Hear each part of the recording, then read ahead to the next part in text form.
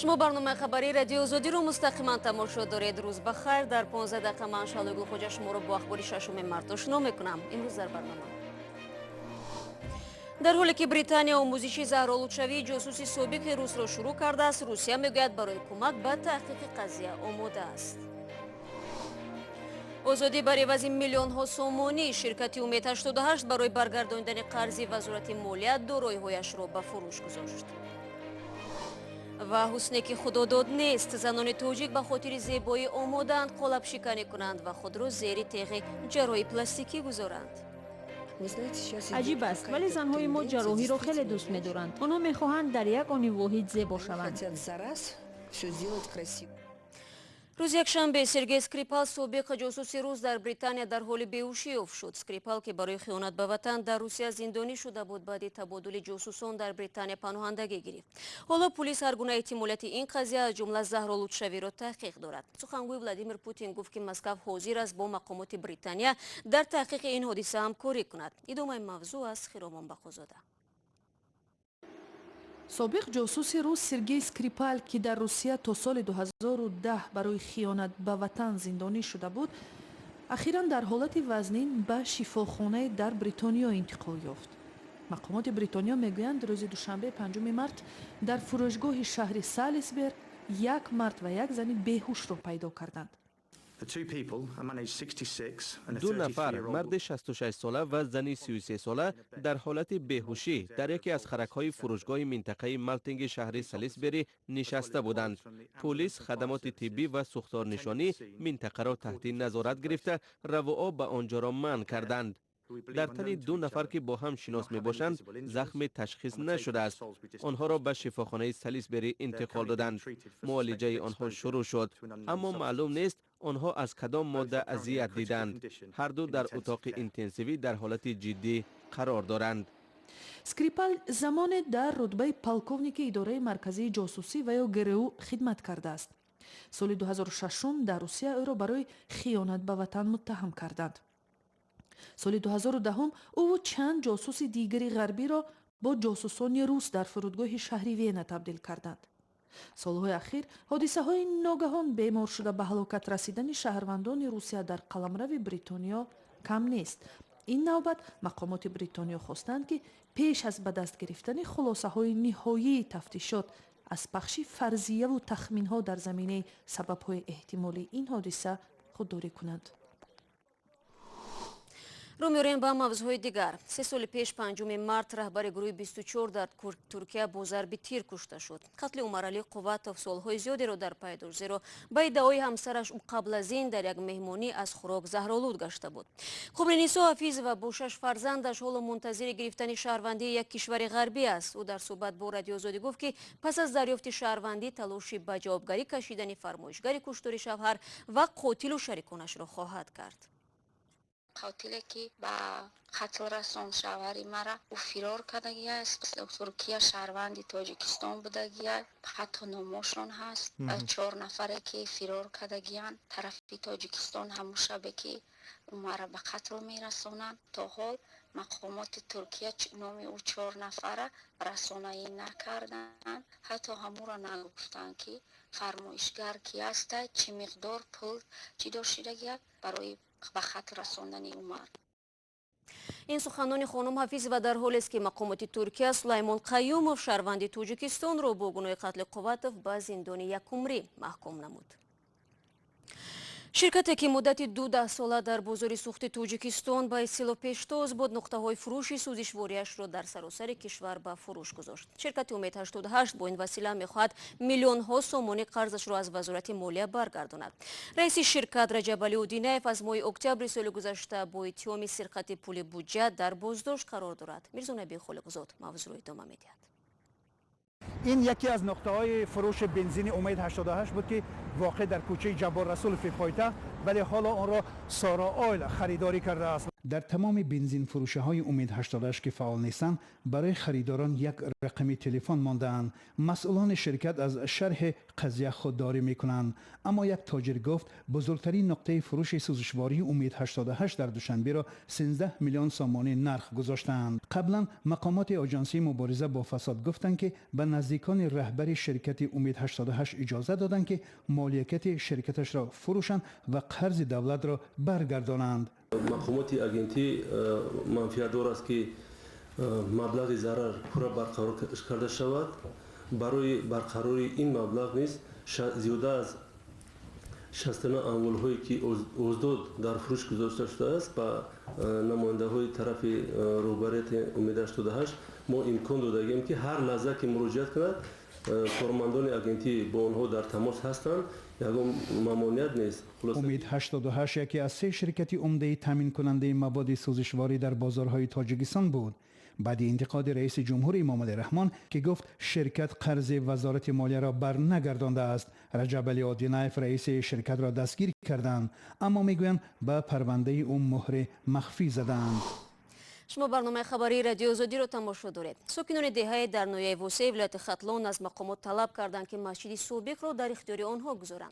مردم میگویند این بنا را میخواهند وفق خواست خود استفاده برند. مسجد بحثی آخر سالهای 90 با سرمایه ساکنان دو دهه ساخته شده در 60 سوتق زمین جایگیر است. که مرسیتا با تفصیلات بیشتر.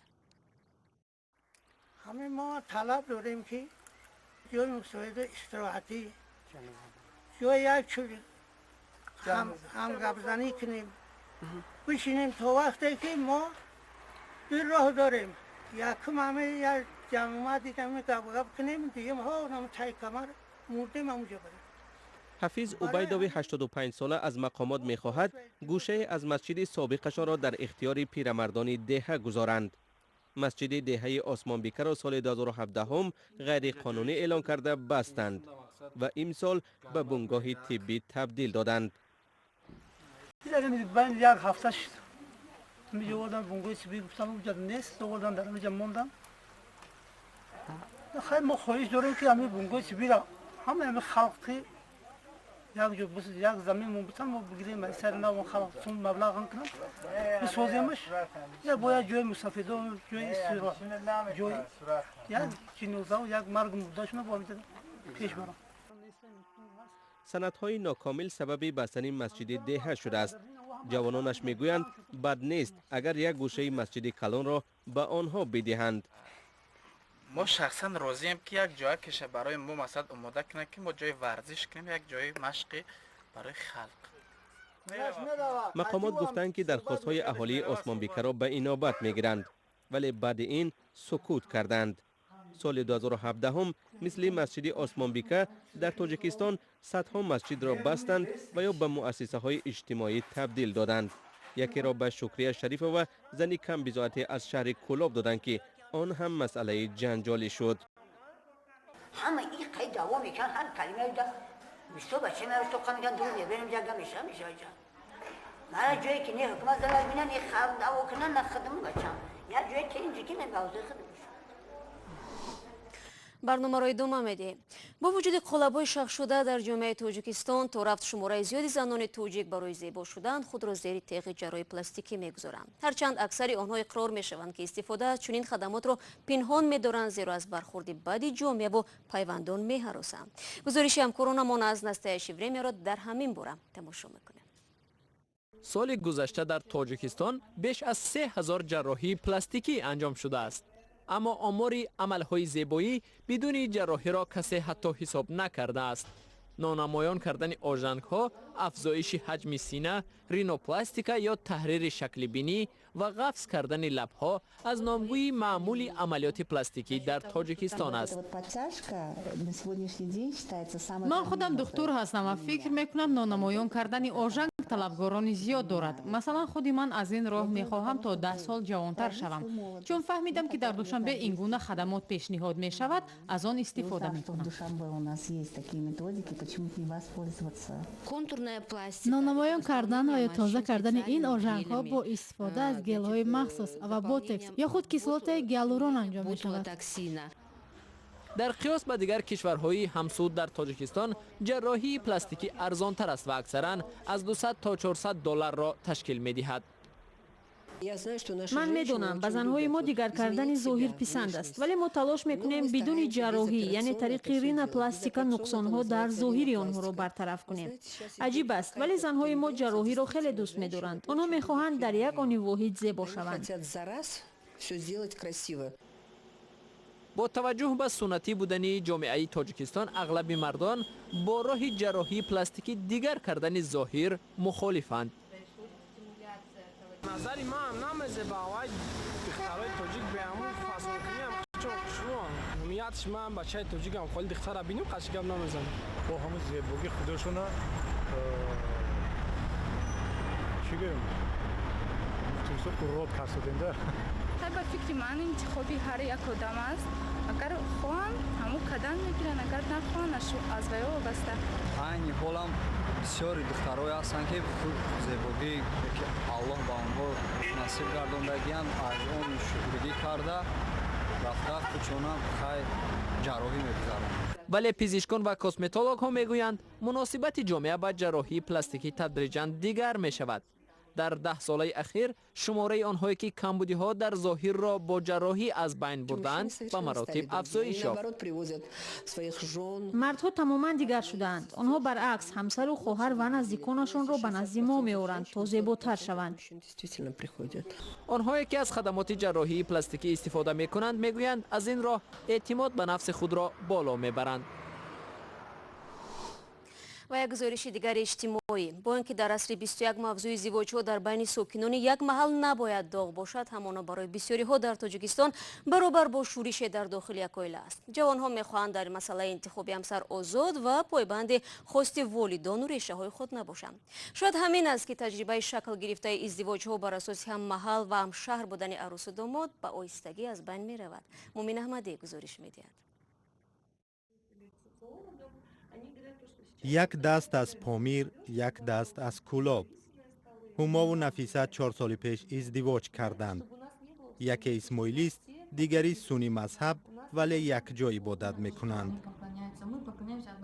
ما به یک خدا سجده میکنیم. ما الله میگوییم. یک پیامبر محمد صلی الله علیه و آله و سلم را داریم. در بانک در جای کارشان به هم عاشق شدند. ایراد اطرافیان درباره محل و مذهب را نادیده گرفتند.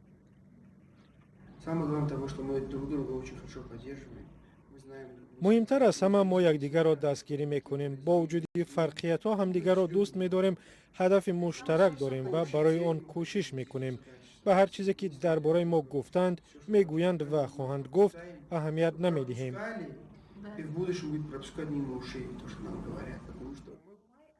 هما و نفیسه از آن جوانانی هستند که تمایل رایج ازدواج با نظرداشت محل و منطقه در تاجیکستان را صرف نظر کردند. تعداد چنین جفتها زیاد شده است. محلگرایی گم شده ایستاده است، یعنی که آدمان دیگر این همشهری خود هم گفته با همان کس تنها با همان همشهریان خود مثلا خوجند را گیریم یا اینکه شهر دوشنبه یا اینکه کلوب یا اینکه خاروخ تنها با همشهریای خودشان ازدواج نمیکنند، بلکه از دیگر شهرها نیز همسر حیاتی خود را انتخاب میکنند. عامل افزایش چنین نکاح‌ها را زیاد شدن تعداد دانشجویان مناطق گوناگون در دوشنبه و تغییر تفکر جوانان می‌دانند. برای این جوان محل معیار ازدواج نیست. رگیون با دخشان اگر خشرو باشه اگر که پامیری نباشد اگر معقول شود میگیریم. گلنوره بگنظر و جامعه شناس تاجیک میگوید آمار درباره ازدواج میان نمایندگان محل‌های گوناگون وجود ندارد، ولی اگر چنین تمایل باشد پس به عقیده او یک مرد شکنی است که برای تقویت صلح در تاجیکستان مساعدت میکند. زندگی یک جایه ملت و اقلیت‌های گوناگون خوب است. در عصرهای میانه شاهان مشکلات خود را با چنین ازدواج‌ها حل می‌کردند. тадриҷан дуввум дараҷа шудани масъалаи аҳамияти маҳал дар интихоби ҳамсар зоҳиран метавонад ба баҳсҳои тӯлонӣ ки дар ҷомеаи тоҷик вуҷуд дошт нуқта гузорад ва воқеан ҳам ҷое ки муҳаббат аст макони таваллуд аҳамият надорад. бо таманное ки зиндагии ҳар яки шумони саршор аз муҳаббат бошад, барномаи имрӯзро анҷом медиҳем. баъд аз 24 соат дигар шуморо дар ҳамин студия мунтазирем. худо нигаҳдори ҳар яки шумо бошад.